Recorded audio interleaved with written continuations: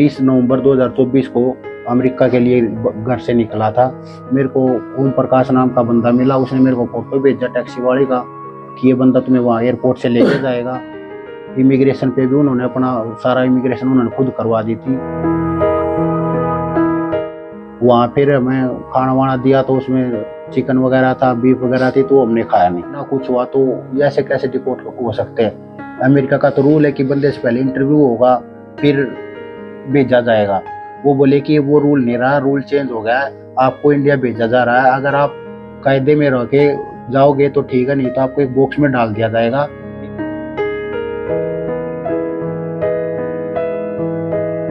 नहीं, बिल्कुल भी नहीं सोचा था। बहुत सपने लेके चली थी, हमें तो सोचा ही था कि इतना इतना बुरा हाल होगा हमारे साथ, ऐसा व्यवहार होगा।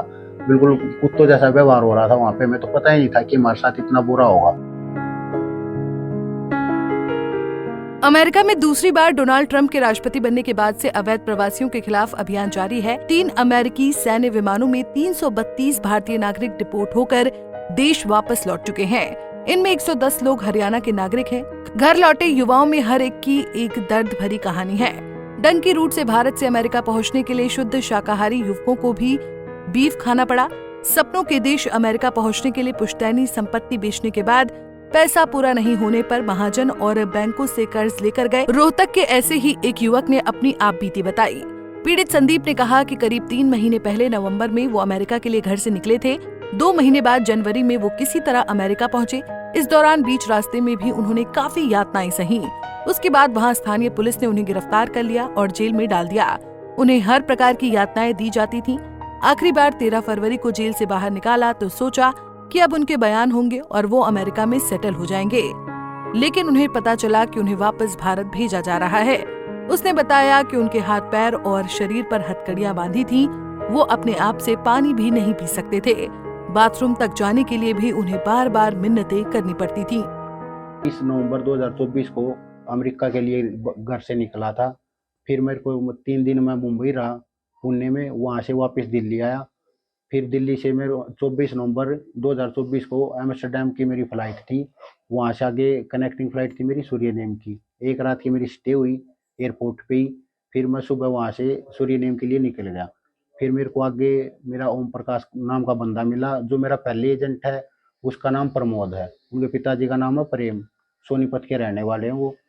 मेरे 65 लाख रुपए लग गए ब्याज पे उठा के। कुछ रिश्तेदारों पे उठ लिए, घर में भैंसें थी बड़े भाई ने वो बेची, ट्रैक्टर बेचा, हाउस लोन किया।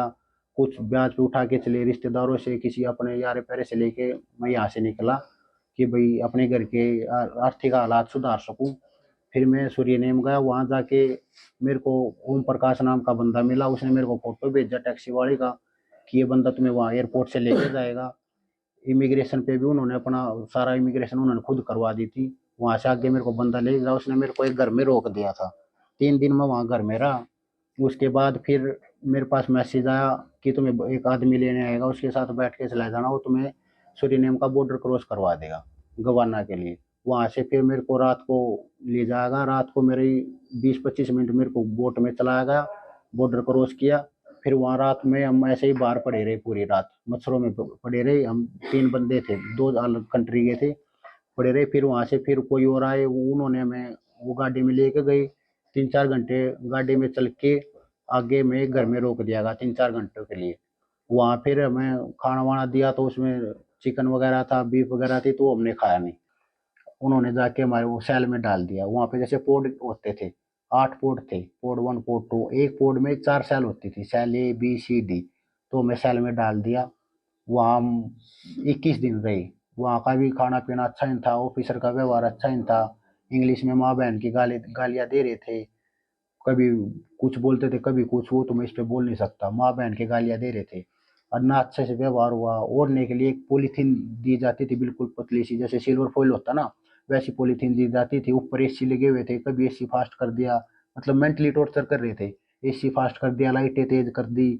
अगर सो रहे हैं तो आके दरवाजा खटखटा दिया जोर से, किसी बहाने से कि अभी सफाई होगी, अभी आपकी स्कैनिंग होगी। हमारे हाथ में एक बैंड लगा हुआ था, उस पर हमारा नाम लिखा हुआ था। और जो हमारी बैग के ऊपर प्रॉपर्टी आईडी बोलते उसको, वो लिखी हुई थी। वो प्रॉपर स्कैन करके बहाने बना के कुछ भी चले जाते थे। खाने में हमें मिलता था जैसे सुबह मैदे की बिल्कुल कच्ची रोटी, उसके अंदर प्लास्टिक के चावल और थोड़े से चावल मिलते थे, इतने से वही खाने के लिए मिलता था। मजबूर में कभी खा लिया, कभी छोड़ दिया, कभी डस्टबिन में डाल दिया, फिर कभी छोटा सा चिप्स का पैकेट दे दिया, पानी वही रहता था, पानी पी लिया, सो रहे हैं तो आके फिर दरवाज़ा खटखटा दिया, बीमार हो गए। मैं 1.5 दिन तक बीमार रहा था वहाँ पे, 106 डिग्री। नहीं, बिल्कुल भी नहीं सोचा था, बहुत सपने लेके चले थे, हमें तो सोचा ही था कि इतना इतना बुरा हाल होगा हमारे साथ, ऐसा व्यवहार होगा, बिल्कुल कुत्तों जैसा व्यवहार हो रहा था वहाँ पे। हमें तो पता ही नहीं था कि हमारे साथ इतना बुरा होगा। अगर ऐसा पता होता तो कौन जाएगा। अमेरिका क्यों जाना चाहते? अमेरिका इसलिए जाना चाहते थे क्योंकि 3 बहनें हैं मेरी, फादर मेरी है नहीं, मम्मी भी पैरों से अपाहिज हैं, तो घर के हालात इतने अच्छे थे नहीं, तो सोचा कि भाई भी खेती करते, खेती में आज के टाइम पे क्या होता है, उसमें भी नुकसान हो रहा था, तो सोचे कि चलो कहीं से ऐसे जुगाड़ करके अपना चले जाते हैं, थोड़े घर के हालात सुधर जाएंगे, बहनें भी हैं, सब हर चीज़ का खर्चा होता है, बच्चे भी हैं, कोई हालात सुधर जाएंगे तो अपना 8-7 साल करके मेहनत, जी लगा के मेहनत करके वापस आ जाएंगे, थोड़ा घर ठीक हो जाएगा। इसलिए के हालात देख के घर आए हैं, बहुत खुशी है, अपने परिवार के साथ हैं, ठीक है, थोड़े दिन खाएं पिएंगे वापस उसी स्थिति में आ जाएंगे। बाकी अभी शरीर उस हालत में है नहीं, अगर हम 15-20 मिनट मेरे से खड़ा नहीं रहा जाएगा, खड़ा हो जाऊंगा तो पैर कांपने स्टार्ट हो जाते हैं, क्योंकि वहाँ पे खाना ही नहीं मिला था अच्छे से। खाना नहीं मिलेगा तो शरीर क्या करेगा, कुछ भी नहीं। तो आपको किसने कहा, किसने बताया था कि अमेरिका में इतना पैसा है? ये ऐसे- एक मेरा वहाँ पे एक दोस्त था, ऐसे ही उससे उस पे कांटेक्ट हो जाता था, तो वो बोला कि भाई आ जा यहाँ पे, अच्छा पैसा कमा लेंगे। सोशल मीडिया पे भी देखते हैं हम कि वहाँ पे इतना है, अब इंस्टाग्राम खोल के देख लो आप, कहीं ना कहीं आपको 2-4 रील के बाद मिल ही जाएगी। वहाँ से भी ये हुआ कि यार ठीक है, थोड़े दिन कष्ट दे लेंगे, वहाँ जाके अपना मेहनत करेंगे, कमाएंगे, यहाँ भी मेहनत ही करनी है, क्योंकि यहाँ भी काम ही करके खाना, तो वहाँ करके देख लेते हैं, थोड़े दिन में अगर हो जाएगा तो कुछ। हम क्या करेंगे? अब देखेंगे, अभी तो कुछ ना कुछ तो करना पड़ेगा, रेहड़ी लगाएंगे या कहीं दिहाड़ी मजदूरी करेंगे, खेती करेंगे, कुछ ना कुछ तो करना पड़ेगा।